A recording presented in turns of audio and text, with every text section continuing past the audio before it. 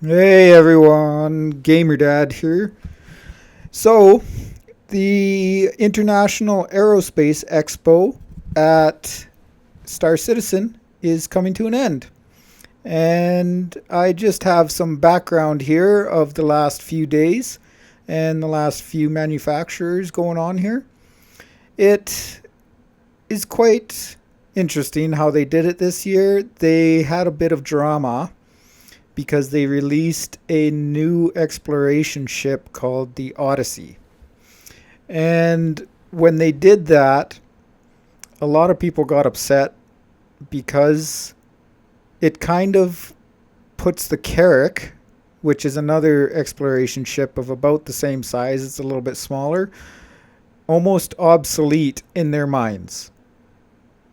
But only in their minds, because I think they're two very different ships.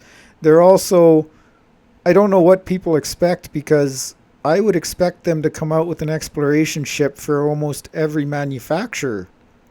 And every manufacturer that brings out an exploration ship in this verse would have a marketing scheme to try to get you to buy their exploration ship. So even if CIG is telling us that they want to have choices in their ships and they want different ships for different things, they're still going to have multiple exploration ships because people just want them.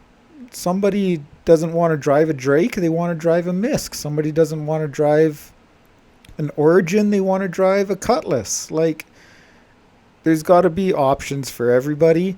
And to think that they released a ship just to make your ship outdated is almost a little conceited, because it's a matter of Ford has a pickup truck, Dodge has a pickup truck, GM has a pickup truck.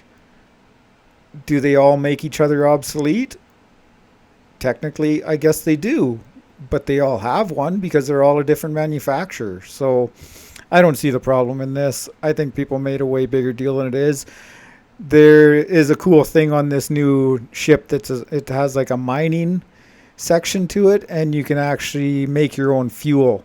So you're supposed to be able to mine quantanium out of asteroids and rocks, and then you're supposed to refine it into your own fuel. So basically, you're a self-sufficient exploration ship, which I believe is a thing that you would need. And I think in the future somebody would build something like that, even if another manufacturer had their own version of it. So I think it I think it's all going to work out. I don't believe anything's wrong with this. I think they need to have same types of ships from all the different manufacturers. It just makes sense. You wouldn't have, oh well, Ford's building a pickup truck, so now GM's not going to build one. It doesn't make sense. So I believe that's just fine. I think everybody who's freaking out about it is making a big deal out of not too much. And if you think this ship pipeline is going to shut down when the game releases, I think you're in a fantasy world. There's no way CIG is going to shut down this moneymaker. They have made the majority of their funding off of this model scheme. They're going to keep doing it. They're going to release all the ships in the universe, and you're going to be able to buy them with in-game money. But that doesn't mean they're going to stop selling them for money once the game is released. Like, they still have to fund the game. They say they don't want a subscription model. I bet that will change. But I don't believe that this pipeline is ever going to end. The ship pipeline that Chris Roberts has built over the last how many years is costing millions, tens of millions of dollars to get set up. And then it's making him hundreds of millions of dollars on top of that. So there's no way he's just going to shut that down and be like, okay, well, we'll just take a big loss on that and let her go. And we're just going to keep designing ships and not sell any of them for real money anymore. Not going to happen.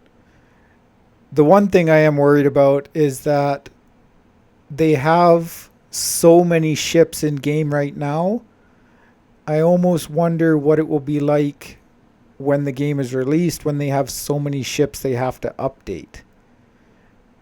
And I don't know if that's going to be a thing or not. I'm not a game developer. I don't know. But that is one worry I have, is that they're going to have so many ships in game that it's when it comes time to update all these ships, there's going to be a lot that just kind of get left by the wayside because they are either not being used, or the metrics say that the people don't use them in the verse, so therefore they're not worth much of our attention or time. So that would be my biggest worry about having this pipeline keep moving along, because the more and more ships they release, the more and more time it will take to update them later. And they're getting pretty far ahead of themselves already right now for concepts. They have quite a lot of very large concepts out there that they haven't really started too much work on. And I just wonder, if they keep bringing out concepts every year, plus the straight to fly ships, that means that they're going to have basically a backlog of concept ships to get out, plus they want to put out their fly ships, straight to fly ships, so that people will buy those and keep funding. So I don't know. I don't like, I'd like to know what everybody else thinks. Like, I think the level of ships are going to be very cool, and how many they have is super cool too, and all the different types. But like I said, when does it get to be so big that you just can't maintain that many? So I don't know. I guess we'll find out.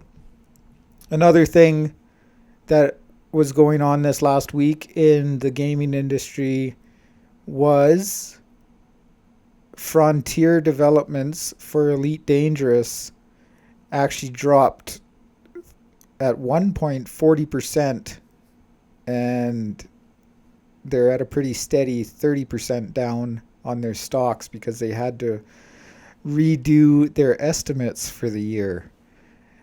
Now, I feel bad for Frontier because they tried to push out something that wasn't ready, and they took a hard hit for that from their community and from everybody else.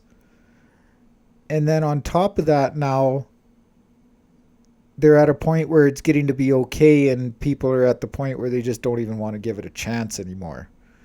So I really think Frontier, with regards to Elite Dangerous, if they want this franchise to keep going and they want it to be a profitable franchise, I really think they need to make some serious changes on how they manage their supposedly live service.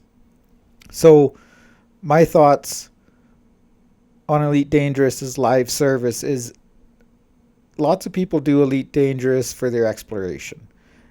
The majority, I would say, do it for exploration, a lot of it for combat as well. And those are the two biggest things out of all of it. So I think they need to make teams for each of those sections of the game. You need to have an exploration team that is on a continuous design to design new things to find in exploration. And then another thing they need to do is they need to do what No Man's Sky does, and they need to make it so you can basically take a sample or take a whole plant and bring it back to your fleet carrier, let's say. And then I need to have a showroom that I can put all of that stuff in. So I want a big hangar bay, or I want a base, or I want something that when I go exploring, I can take a sample. Like in No Man's Sky, it's a glitch. So you collect the glitch, and then you can go back to your base, and you can put it in your base as a feature piece that says, I found this unique thing in the universe, and I want to show it off at my base. And I think Elite Dangerous needs to get into that. I think they need to give up this, oh, we're making it super real. You already have aliens in your game. It's not super real. So give us a way to travel fast across the galaxy. even if it's once we get there, we can place a gate so we can travel back to there quicker, so that you make us travel the first distance the first time, but then we don't have to travel the 40,000 light years again if we want to get back there. They need to make it so we can have base building, and they need to put it into the lore so that somehow we start to do that. And they need to make it so that exploration is a continuously updated thing. They have literally billions of star systems that haven't been discovered. I don't know why they couldn't design new exploration biomes or new exploration plants to find on planets, and just have it so that once a month they do an update and they put another 20 things into the game. And then as you're going to new systems and those new systems load up and generate, they could have a possibility of generating those new plants and discoveries. And I think that would make exploration interesting. That would give everybody a reason to keep going every month. That would be like, if I find new systems and discover new systems, I may have a chance of discovering something completely new that they just put in this month. And that would give excitement every month as to what are we going to find? What are the new things we can find? As for combat, they need to keep the first person shooter stuff progressing. They also need to put in more combat ships, and they need to do something with the ships again. They need to put in more ships. They need to do more weapons, and they just need to expand on that whole gameplay as well. And I think they need teams on a full-time basis to do this. So those are my thoughts the last week on my two biggest games. And the IAE is almost finished. So it's a matter of get in there these last couple days at Star Citizen. It's a free play. You download it for free. You can do anything you like. And you can rent all the ships now. Go downstairs at the expo there, and you can go through the terminal and rent all the ships that you want. So that was the last week, and have a great one. See you later.